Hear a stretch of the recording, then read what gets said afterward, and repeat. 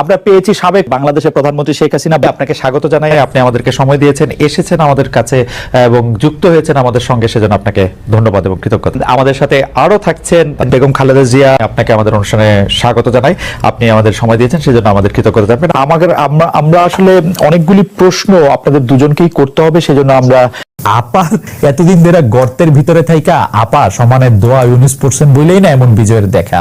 পলানোর সময় সেই মানুষগুলির কথাও মনে পড়লো না শেখ হাসিনা।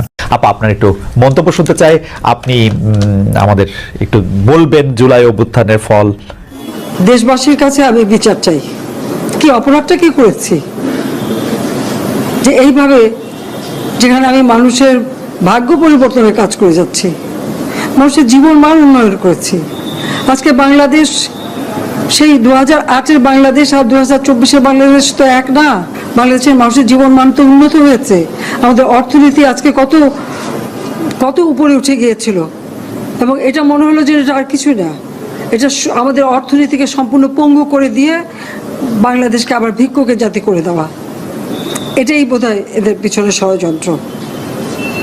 সেটাই হচ্ছে সব থেকে দুঃখজনক, যে দিন রাত অক্লান্ত পরিশ্রম করে বাংলাদেশটাকে যখন একটা জায়গায় নিয়ে আসলাম, আজকে সেখানে দেখি এই একদিকে জ্বালা পোড়া সব কিছু।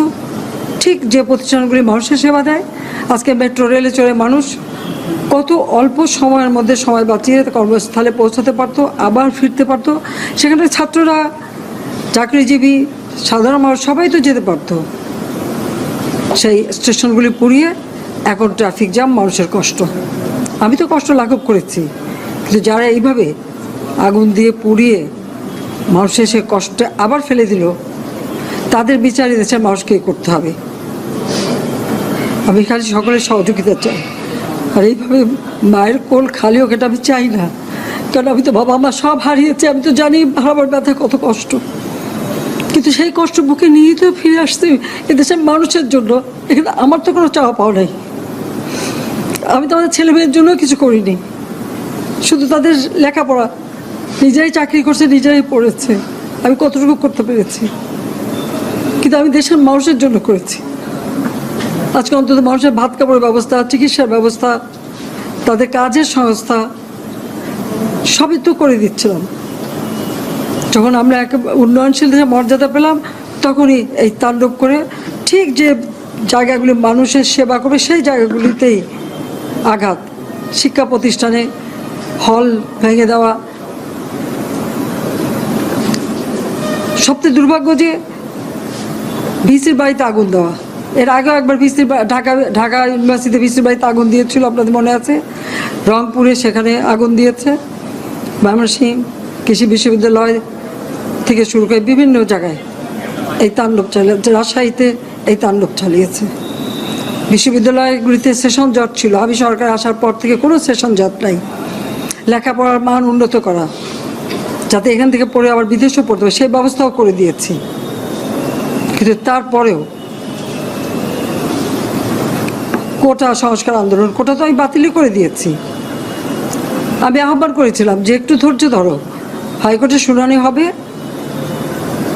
হাইকোর্ট যে রায় দেয় না, তারপরেও এই আন্দোলন হবে। আজকে এই যে এতগুলি মানুষের জীবনের ক্ষতি হলো, এতগুলি পরিবার ক্ষতি হলো, এর দায় দায়িত্ব কাদের? আমি দেশবাসীর কাছে সেই আহ্বান জানাবো যে এই ধরনের ধ্বংসযজ্ঞের জন্য এই দেশকে নিয়ে আর কেউ চালাতে না পারি। আমি সকলের সাহায্য চাই, আর আমি চাই না এভাবে মায়ের কোল খালি হোক আর এভাবে মানুষ অসহায় হয়ে পড়ুক। এই হাসপাতালটাই তো আজকে আপনারা দেখেন কত সুন্দরভাবে করে দিয়েছি। কিছু নেই হাসপাতালে, একটা লিফটও ছিল না আমি যখন সরকারে আসি।